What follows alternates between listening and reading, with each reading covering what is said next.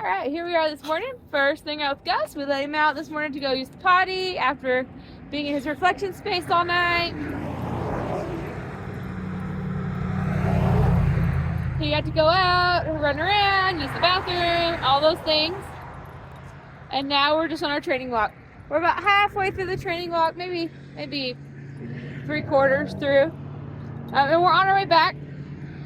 And he's excited to go back because he knows bed and breakfast comes next, right? So I'm using my tools. Right now I'm doing a combination of zigzags and flicks. There's flick, flick, and just zigzagging. You can see he's responding well to it. He's listening now instead of pulling through. But he's still not paying attention. Here I'm turning and he's not, right? He's like, I don't know where we're going.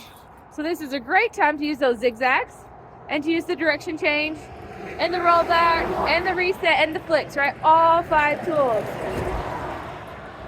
I'm not really doing a lot of the 180 direction changes because I want to go to the house also because I've got to get him on his bed and get everything else going for the morning.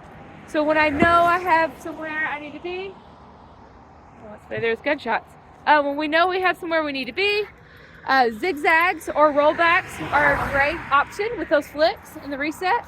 The 180 turnaround isn't a super great option because it's actually taking you the wrong direction and you're kind of in a hurry, right? But even if you're in a hurry, it's important to know it's all about the quality of the walk. He has to be able to walk at a nice loose leash. If he's creating pressure, you're creating bad habits and you're deleting the training. You're actually making it way worse on yourself because now you're messing up a positive thing and it's no longer a positive thing. It makes the training even harder if you want to continue doing training. So you want to make sure you can be consistent.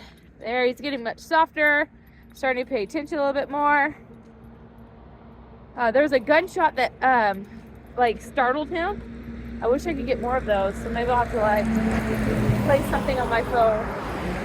There we go. He was doing great with all the big trucks until now, after that sound that startled him. So we're going to have a reset, and I'm just going to have him sit here for a few minutes. I can tell he's in a stubborn phase too, because he was sitting much quicker this morning. He's been really light all morning like he was yesterday. So we're just going to chill here. I'm going to stop my feet. I'm going to kick. I'm going to walk back and forth. Whatever I want to do. I want to talk to my neighbor. I'm talking on the phone, scrolling social media, and I need Gus just to learn to chill. So we're just chilling here.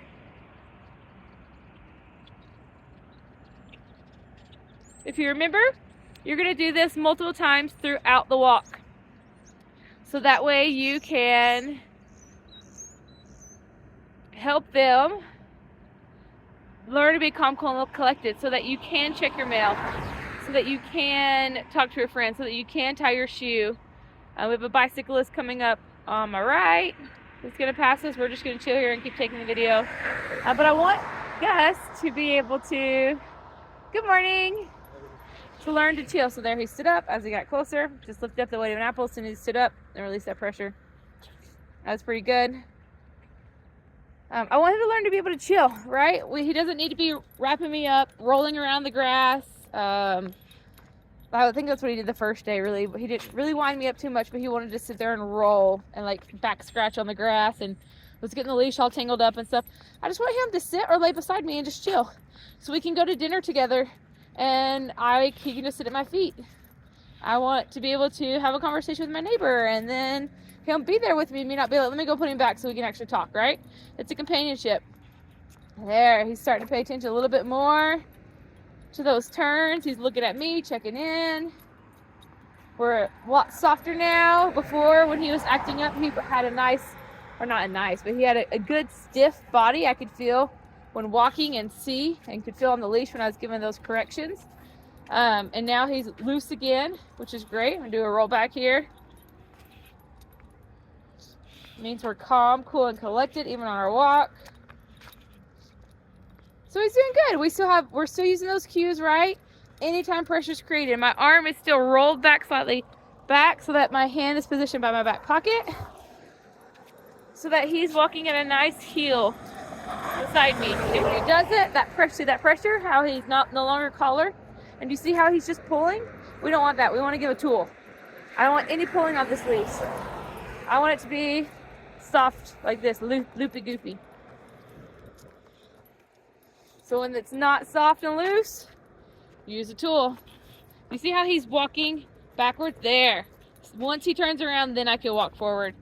We're not doing a sideways walk or a prancing forward, jumping backwards, which was actually pretty skillful. I was impressed with that, Gus. I want him to turn around and walk back like, okay, I know what I'm doing. But we're just gonna keep practicing. Oh, here comes the garbage truck. We'll practice the garbage truck. I can feel his body's getting more tense. You can see he's kind of walking in different directions, so I'm gonna have him do a reset. There. He can put his bum down and just chill. And then we can begin walking. There you go. We have a horse right here on the other side of the fence that he was concerned about for all of 2 seconds there. And look at this nice loose leash. This is a good companion walk. Up, flick. Yeah. All right, so we're just going to finish up our walk. We're going to go inside and do some bed practice, then on to reflection, and then we'll repeat the 4-step process again. Free play, training walk, bed, reflect. Free play, training walk, bed, reflect.